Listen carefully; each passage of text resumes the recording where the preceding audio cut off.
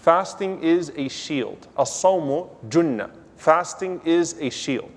Which is very interesting, and I'll come back to this at the end of this khutbah, inshaAllah ta'ala, because taqwa also comes from a similar word. كُتِبَ عَلَيْكُمُ الصِّيَامُ كَمَا كُتِبَ عَلَى الَّذِينَ مِنْ قَبْلِكُمْ لَعَلَّكُمْ تَتَّقُونَ. Fasting was prescribed on you as it was prescribed on those who came before you so that you may gain taqwa. Taqwa is a protective barrier. Fasting is a shield. And what beautifies this even further is when you start to read about the ways in which the Prophet ﷺ elaborated on it being a shield. In one authentic narration, the Prophet ﷺ said, "As-sawmu junnah ma lam yakhriqha." He said, sallallahu alaihi wasallam, fasting is a shield, so do not damage your own shield. Do not crack your own shield. As if to say that no one else would be able to crack through the shield. Don't crack your own shield. Don't do anything that would compromise the potency, the strength of that armor that Allah subhanahu wa ta'ala has given to you. And what the scholars mention here is, of course, this is the one who cracks their own shield of fasting with their own sins. Where the Prophet ﷺ says, in many similar narrations, that Allah has no need of the fasting of a person who gives up their food and drink but does not give up idle speech and foul speech. What's the point, right? So a person who penetrates their own shield, breaks their own shield in places. And so I want you to imagine you're fasting as a junnah. That's the first thing. Don't crack your shield, he teaches us, sallallahu alaihi wasallam. The second way in which it is a junnah, in which it is a shield, is where the Prophet sallallahu alaihi wasallam says, "As-siyamu junnah, فإذا كان يوم صوم أحدكم فلا يرفث يومئذ ولا يصخب." The Prophet ﷺ said, fasting is a shield. So when any one of you is fasting, let them neither indulge in any type of obscene language, nor raise their voices. Okay? لا يصخب. Don't raise your voices at one another, meaning don't get into arguments, don't get into fights. The Prophet ﷺ said, فَإِنْ سَابَهُ أَحَدْ أَوْ قَاتَلَهُ فَلْيَقُلْ إِنِّي صَائِمْ إِنِّي صَائِمْ. The Prophet ﷺ said, so if anyone tries to argue with you, tries to fight with you, then simply respond, I am fasting, I am fasting. Now, by the way, the ulama here say very beautiful things about this. Is this, a way to win an argument? Like sometimes you use, may Allah forgive you, not to actually make dua for someone's forgiveness, you use it to win an argument, right? Or you say salama, like وَإِذَا خَاطَبَهُمُ الْجَاهِلُونَ قَالُوا salama, when the ignorant start to address you, then say salama. So you say salama as a means of actually insulting that person, not as a means of actually saying peace, but as a means of suggesting or implying that they are ignorant. So there's actually quite a bit of writing on whether or not you should verbalize your inni sa'im. You should actually say, I am fasting. I am fasting. And so the scholars actually have a difference of opinion on this. And the most balanced opinion, Allah knows best, is that when it comes to the obligatory fasts, like Ramadan, where it should be known that everyone is fasting, then say, I am fasting. Because it's also a means of reminding the other person, if they are Muslim, to fast as well.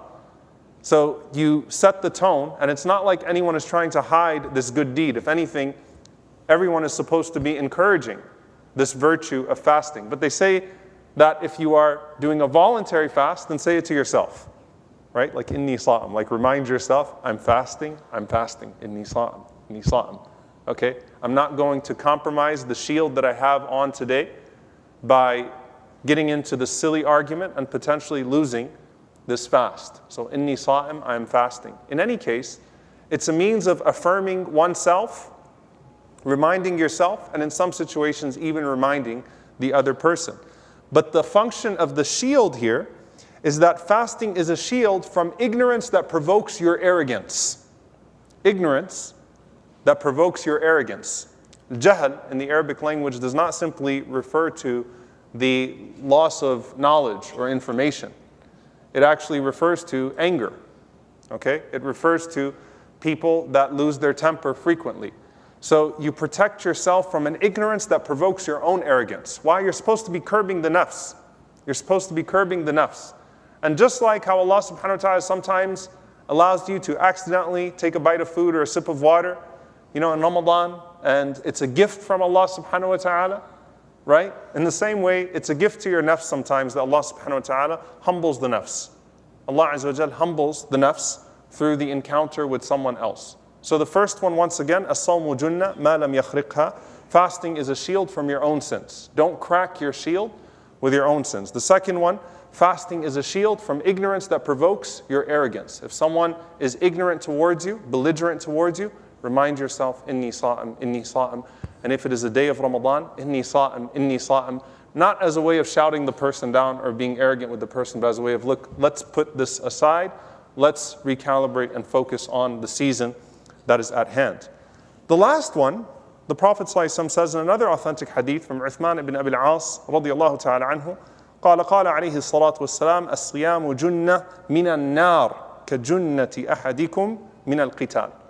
He said sallallahu alayhi wasallam that fasting is a shield from the fire, the same way that you have a shield in battle.